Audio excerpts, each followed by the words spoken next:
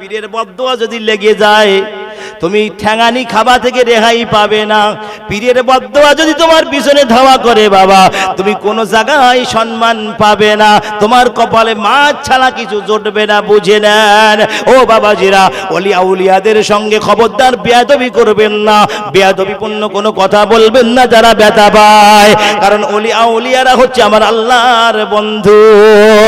আমার নবীর মুখ মোবারকটা বাবা ইয়ামানের দিকে ঘোরানো আছে, কারণ আমার নবীজি ইয়ামান থেকে ওলিদের সুগন্ধ তার নাকে ভেসে গিয়েছে।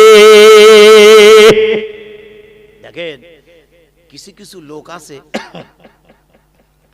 দেখলি ভয় লাগে, এমন এমন জিনিস কেরামতি দেখায় কাছে যেতে ভয় লাগে। একটা ওলির মাজার আছে, তার উপর দিয়ে পাখি যায়, গেলি পুলি মরে যায়। শুনেছেন কোনদিন? পাখি যদি ওপর দিয়ে ঘুরে যায় তো মরে যায়। কত বড় ওলিয়া ওলিয়া।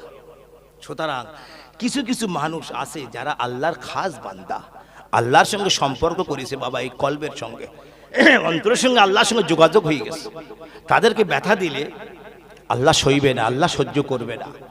এত কান্না কাঁদে, তাদের কান্না আমার আল্লাহ সইতে পারে না, তার দোয়া আল্লাহ কবুল করে।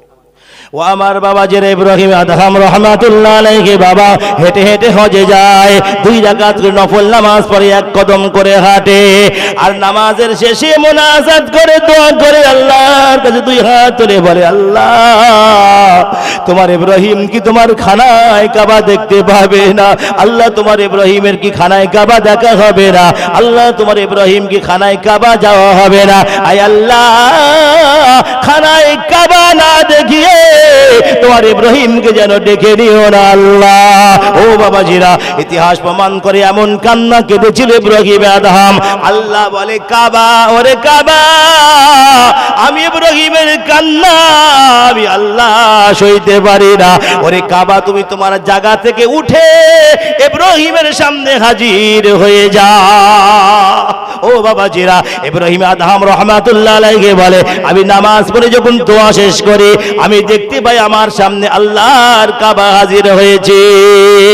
ইব্রাহিম আদহাম কাবাকে জড়িয়ে ধরে বাবা, কাবাকে জড়িয়ে ধরে এইবার কাবা আবার নিজের জায়গায় হাজির হয়ে যায়।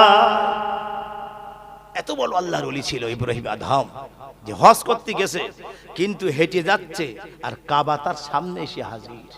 কিছু মানুষ আছে রাসূলের দরবারে যায় না, কিন্তু নবী তার সঙ্গে সাক্ষাৎ করে। জোরে বলুন না সুবহানাল্লাহ। নবী তার সঙ্গে দিদার করে, নবী রওজা দেখেনি সে, কিন্তু নবী তার সঙ্গে দিদার করার জন্য পাগল।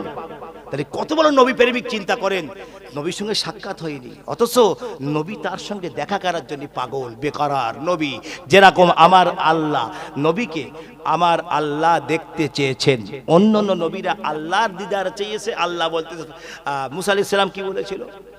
মুসা আলাইহিস সালাম বলেছিল, রব্বি আরিনি, আল্লাহ আমি আপনাকে দেখতে চাই। আল্লাহ বলছে, ক্বালা লান তারানি, তুমি আমাকে কখনো দেখতে পাবে না। তার মানে আল্লাহ নবীকে দেখতে, আল্লাহ মুসাকে দেখতে চাইনি, মুসা আল্লাহকে দেখতে চেয়েছে। আর আল্লাহ বলছে, হাবিব দোস্ত বন্ধু আমার, আমি তোমাকে দেখতে চাই। একবার জোরে বলবেন না সুবহানাল্লাহ। আমি তোমাকে দেখতে চাই, তাই জিবরাইলকে পাঠিয়ে দিলাম, তুমিও সঙ্গে চলে এসো, আমরা 2 বন্ধু একসঙ্গে একটু কথা বলবো। জোরে বলবেন না সুবহানাল্লাহ। মারেফাতি কথা আছে, হাকিকতি আছে, আমি সাথে কি যাব না? হুজুর বসে আছে, ও এর আবার অনেক সময় লাগবে, বুঝতে পারছেন তো? আল্লাহর সঙ্গে নবীর কথা হবে, গোপন কথা, মেরাজের গোপন কথা। আল্লাহ পাক বলছেন, লা মাকাম লা সামা, এমন একটা জায়গায় আমার নবীকে নিয়ে গেলেন, আরশে আজিমে বসে কথা হচ্ছে, কিন্তু কথা হতে হতে সেখানে 90,000 কালাম হয়েছে। হাকিকাতে বলা হয়েছে নবীর সঙ্গে আল্লাহর আরশে আজিমে বসে 90,000 কথা হয়েছে, 90,000। আর মেরাজ হয়েছে সামান্য সময়, রাতের একটি অংশে। কোরআন বলতেছে, লাইলাম মিনাল মসজিদিল হারাম ইলাল মসজিদিল আকসা, রাতের একটি অংশে লাইলাম। তাফসীর ইবনে কাসির, তাফসীর জালালাইন শরীফ, তাফসীর মারিফুল কোরআন, তাফসীর তাবারি, তাফসীর রুহুল বায়ান প্রমাণ করতেছে রাতের একটি অংশে লাইলাম মিনাল মসজিদিল হারাম। কোরআন বলছে রাতের একটি অংশে মেরাজ সংঘটিত হয়েছে। হাকিকত বলতেছে 27 বছর লেগেছে। জোরে বলবেন না সুবহানাল্লাহ। 27 বছর লেগেছে। আল্লাহ নবীর পেয়েছে অনেকদিন পরে, কি সহজে ছেড়ে দেবে? সব কিছু দেখাবে।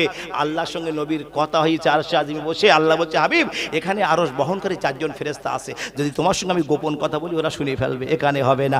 লা মাকাম লা সামা, এমন একটা জায়গায় নবীকে নিয়ে গেলেন আমার আল্লাহ, যেখানে কোনো আসমান নাই, যেখানে কোনো স্থান নাই, সেই জায়গায় নিয়ে আমার আল্লাহ নবীর কাছে 8টা জান্নাতের চাবি তুলে দিলেন। জোরে বলবেন না সুবহানাল্লাহ।